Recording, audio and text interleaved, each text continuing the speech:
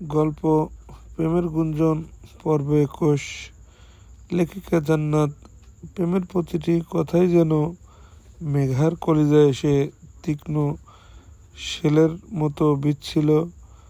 নিজের ভালোবাসার মানুষের মুখে অন্য কারোর প্রতি এত গভীর ভালোবাসা, স্বীকারোক্তি শুনতে হবে, এটা যেন মেঘা কোনোভাবেই মেনে নিতে পারছিল না। বুকের ভিতরটা জ্বলছিল ধাউ ধাউ করে। মনে হচ্ছিল কেউ যেন তার হৃদয়ের উপর এক মুঠো আগুন ছিটিয়ে দিয়েছে। চোখ দুটো বারবার ঝাপসা হয়ে আসছে, অশ্রুগুলো যেন বাঁধ ভেঙে বেরিয়ে আসতে চাইছে। তবুও মেঘা শক্ত করে নিজেকে সামলিয়ে রাখল। প্রেমের আকুলতায় অন্যদেরও যেখানে মন খারাপ হয়ে যাচ্ছিল, সেখানে মেঘের বুকের ভিতরে জন্ম নিচ্ছিল অন্যরকম এক রাগ, গুঞ্জনের প্রতি তীব্র অভিমান আর ঈর্ষা। গুঞ্জনের জন্য প্রেমের এতটা আকুলতা কেন? কেন তার চোখ মুখে শুধু গুঞ্জনকেই হারানোর ভয়? মেঘা কিছুই বলল না, ঠোঁট দুটো শক্ত করে চেপে শুধু প্রেমের দিকে তাকিয়ে রইল। বাইরে থেকে নিস্তব্ধ, অথচ ভিতরে যেন এক ভয়ঙ্কর ঝড় বয়ে যাচ্ছে। মনের গভীরে নিঃশব্দ উচ্চারণ করলা যায় বলে না, কেন প্রেম তুমি শুধু আমার, আমি তোমাকে অন্য কারো হতে দিব না, কখনোই না। গুঞ্জনকে কোনোদিনও তোমার হাতে দিব না, তুমি শুধু আমার, শুধুই আমার। কথাগুলো মুখে উচ্চারণ করার সাহস হলো না মেঘার, কিন্তু তার চোখের দৃষ্টিতে যেন সেই নীরব দাবিটা স্পষ্ট হয়ে উঠল। প্রেমকে সে হারাতে রাজি না, কোনোভাবেই নয়।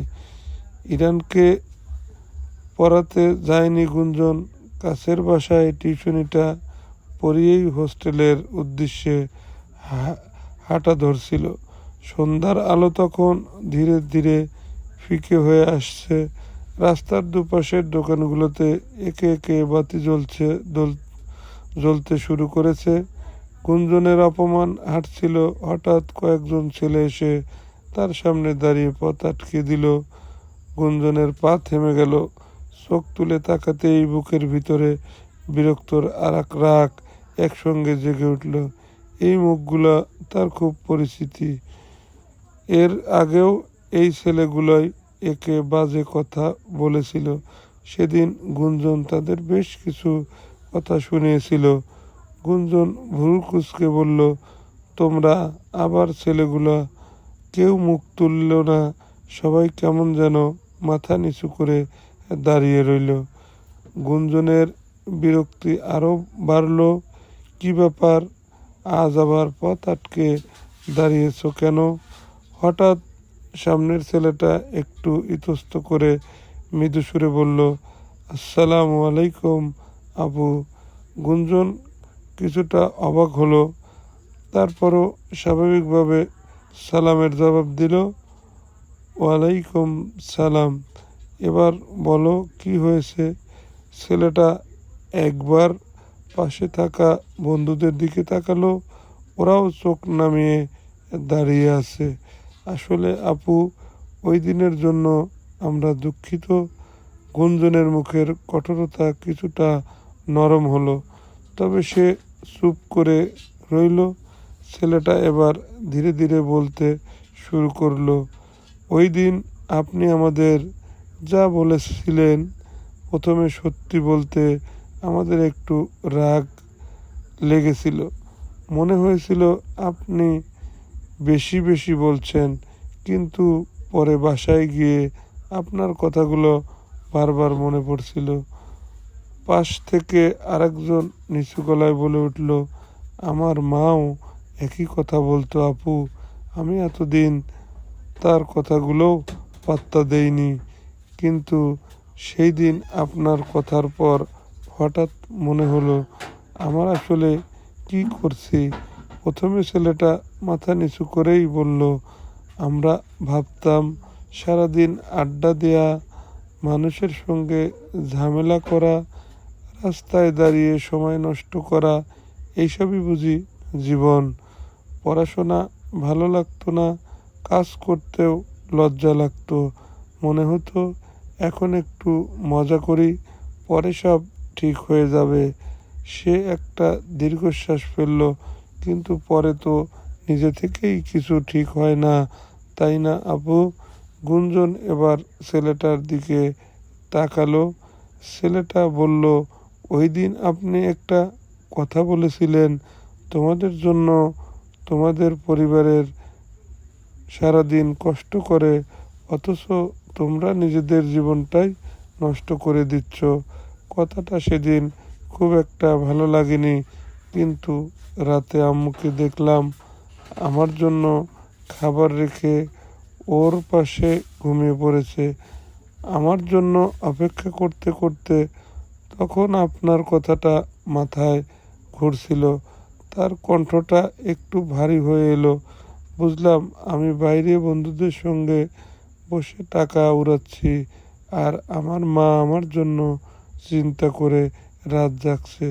সত্যি বলছি আপু, সেদিন নিজের কাছে খুব খারাপ লেগেছিল। পাশে দাঁড়ানো আরেকজন এবার বলল, আমার আব্বা দিনমজুরের কাজ করে, শরীর খারাপ থাকলেও কাজে যায়, আর আমি সেই টাকা চেয়ে নিয়ে বন্ধুদের সঙ্গে ঘুরতাম। আগে কখনো মনে হয়নি ব্যাপারটা কতটা খারাপ। এখন মনে হয় আমি যদি এভাবে চলতাম, তাহলে একদিন আমার আব্বার সামনে দাঁড়ানোর মতো মুখও থাকতো না। কথাগুলো বলতে বলতেই ছেলেটার চোখ মুছে নিল। তাই আপু, আমরা সত্যি দুঃখিত। প্রথম ছেলেটা এবার গুঞ্জনের দিকে সরাসরি তাকালো। শুধু দুঃখিত বললেই তো সব ঠিক হবে না, তাই আমরা ঠিক করেছি আজ থেকে নিজেদের বদলানোর চেষ্টা করব, মন দিয়ে পড়াশোনা করব, যে যার মতো কোনো একটা কাজ শিখব। কেউ টিউশনি করব, কেউ দোকানের কাজ করব, কেউ কারিগরি কাজ শিখব। আমাদের পরিবারের অন্তত বুঝতে দিতে চাই যে আমরা একেবারেই শেষ হয়ে যাইনি। আরেকজনের সঙ্গে সঙ্গে বলল, আর একটি কথা আপু, আমরা আপনার কাছে কোনো উপকার চাইতে আসিনি, শুধু বলতে এসেছি এই দিন আপনি আমাদের যে কথাগুলো বলেছিলেন সেইগুলো আমরা ভুলিনি। ছেলেটা একটু থেমে মৃদু হেসে বলল, আমাদের জীবনে অনেকেই বকেছে, কিন্তু বেশিরভাগ মানুষই বলেছে তোদের দিয়ে কিছু হবে না। আপনি সেদিন উল্টো বলেছিলেন, তোরা চাইলে অবশ্যই পারবি। এই কথাটি মাথায় গেঁথে গেছে। গুঞ্জন কিছুক্ষণ চুপ করে ছেলেগুলোর দিকে তাকিয়ে রইল। ওদের চোখে আগের সেই দম্ভ নেই, নেই অকারণে হাসাহাসি কিংবা বেপরোয়া ভাব, বরং প্রত্যেকের চোখে মুখে এক ধরনের লজ্জা আর নিজেকে বদলে ফেলার চেষ্টা স্পষ্ট। গুঞ্জন ধীরে ধীরে বলল, ভুল বুঝতে পারা ভালো কথা, কিন্তু শুধু আজ আমাকে কথা দিলেই হবে না। কয়েকদিন পর যেন আবার আগের জায়গায় ফিরে ফিরে না যাও। ছেলেগুলো একসঙ্গে মাথা নাড়ালো। যাব না আপু। গুঞ্জন একটু কঠিন সুরে বলল, জীবন বদলানো একদিনের ব্যাপার না। আজ ভালো লাগলো, কাল দুজন বন্ধু এসে ডাকলো, আবার আগের মতো হয়ে গেলে চলবে না। খারাপ সময় আসবে, পড়াশোনা কঠিন লাগবে, কাজ করতে কষ্ট হবে, তখনও নিজেদের সিদ্ধান্ত অটল থাকতে হবে। সামনের ছেলেটা দৃষ্টি গলায় বলল, চেষ্টা করব আপু, হয়তো ভুল করব, হয়তো সব কিছু একদিনে পারবো না, কিন্তু এবার অত্যন্ত চেষ্টা করব। গুঞ্জনের ঠোঁটের কোণে হালকা হাসি ফুটে উঠল। এটাই চাই আমি, তোমাদের কাছ থেকে বড় কোনো প্রতিশ্রুতি চাই না। শুধু একটা কথা মনে রেখো, নিজেদের জীবনটাই নিজেরাই নষ্ট করো না। তোমাদের পরিবার তোমাদের নিয়ে যে স্বপ্ন দেখে, অত্যন্ত সেই স্বপ্নটার মর্যাদা দিও। ছেলেগুলা নীরবে দাঁড়িয়ে রইল। তারপরেও একজন হঠাৎ বলল, আপু, আমাদের জন্য দোয়া করবেন। গুঞ্জন এবার মায়াভরা চোখে তাকিয়ে বলল, অবশ্যই করব, তবে তোমরাও নিজেদের জন্য চেষ্টা করবে। শুধু আমার দোয়ায় কিছু হবে না। ছেলেটা হেসে মাথা নাড়ালো। কব করব আপু, ইনশাল্লাহ করব। গুঞ্জন এবার পথ ছেড়ে দাঁড়াতে ইশারা করলো, তাহলে যাও, দেখি কে কতটা বদলাতে পারো। ছেলেগুলো এবার একটু হেসে ফেলল। জি আপু। গুঞ্জন সামনে এগিয়ে গেল। কয়েক কদম যাওয়ার পর পিছনে ফিরে তাকালো সে। ছেলেগুলো তখনও দাঁড়িয়ে আছে, তবে এবার আর রাস্তার পাশে উদ্দেশ্যহীন আড্ডা দেওয়ার জন্য নয়, একে অপরের সাথে কিছু নিয়ে আলোচনা করছে। গুঞ্জনের মুখে অজান্তেই তৃপ্তির হাসি ফুটে উঠল। কাউকে শাসন করে বদলে দেওয়া যায় না।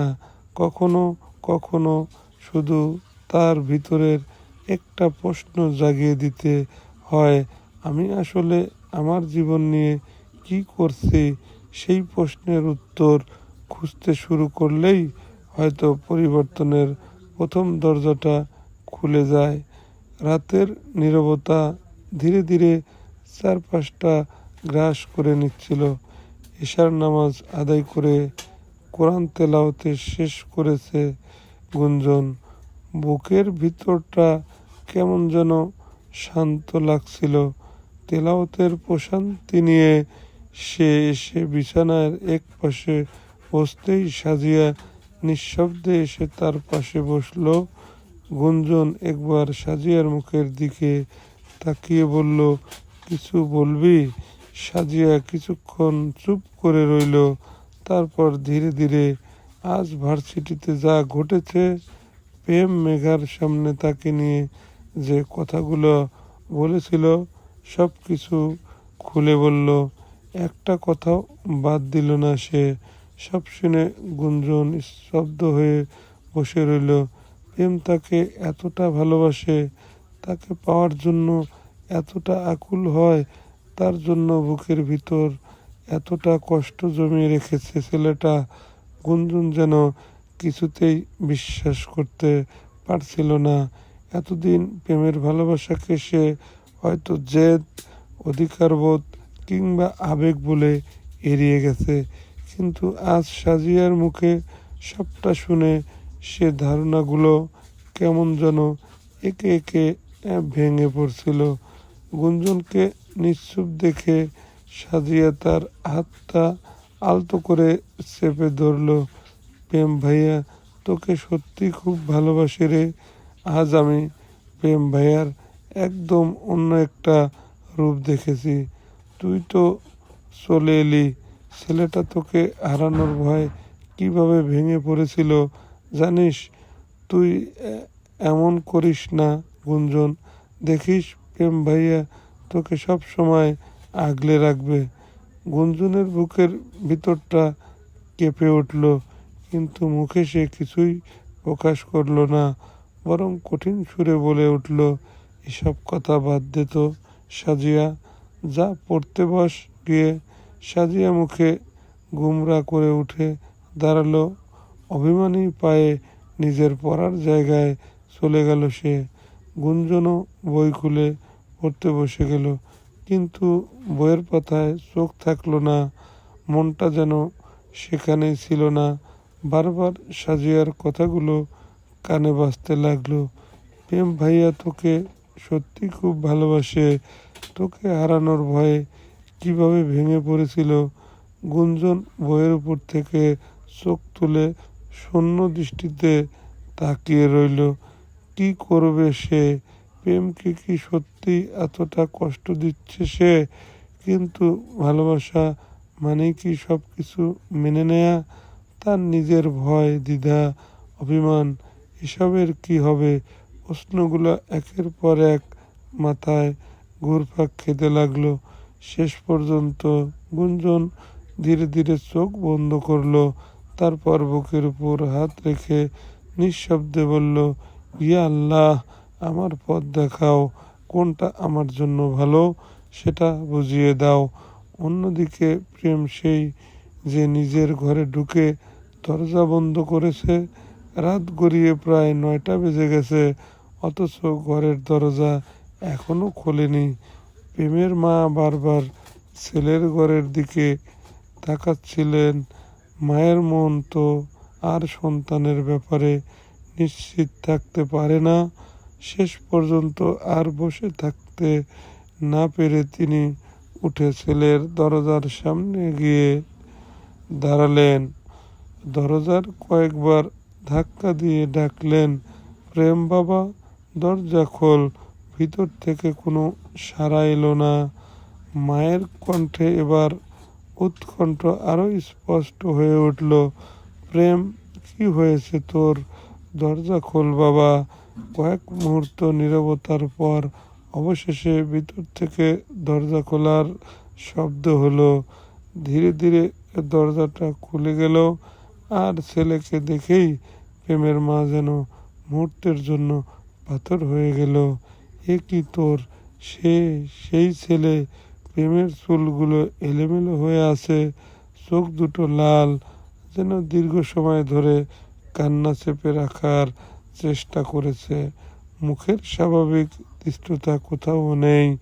চেহারা জুড়ে ক্লান্তি আর একরাশ বিধ্বস্ততা। মা ছেলের মুখের দিকে তাকিয়ে আঁতকে উঠল, কাঁপা কণ্ঠে বলল, বাবা, তোর কি হয়েছে? প্রেম কোনো উত্তর দিল না, শুধু মায়ের দিকে একবার তাকিয়ে চোখ নামিয়ে নিল। সেই চোখের দৃষ্টিতেই যেন লুকিয়েছিল অসংখ্য না বলা কথা, অসহ্য কষ্ট আর একজন মানুষকে হারানোর ভয়। মায়ের বুকটা হঠাৎ মোচড় দিয়ে উঠল। তিনি ধীরে ধীরে ছেলের মাথায় হাত রাখলেন। প্রেম, আমাকে বলো, কি হয়েছে তোর? প্রেম এবার চোখ বন্ধ করলো। মায়ের হাতের স্পর্শ পেতেই এতক্ষণ বুকের ভিতরে শক্ত করে আটকে রাখা কষ্টটা যেন আরো ভারী হয়ে উঠল। সে খুব নিচু স্বরে শুধু বলল, মা, আমি ওকে হারাতে চাই না। মা অবাক হয়ে ছেলের দিকে তাকিয়ে রইল। আর প্রেম, সে মাথা নিচু করে দাঁড়িয়ে রইল, যেন ভালোবাসার কাছে হেরে যাওয়া এক অসহায় মানুষ। চলবে পরবর্তী গল্পটি পেতে আমার চ্যানেলটি সাবস্ক্রাইব করতে ভুলবেন না। ধন্যবাদ।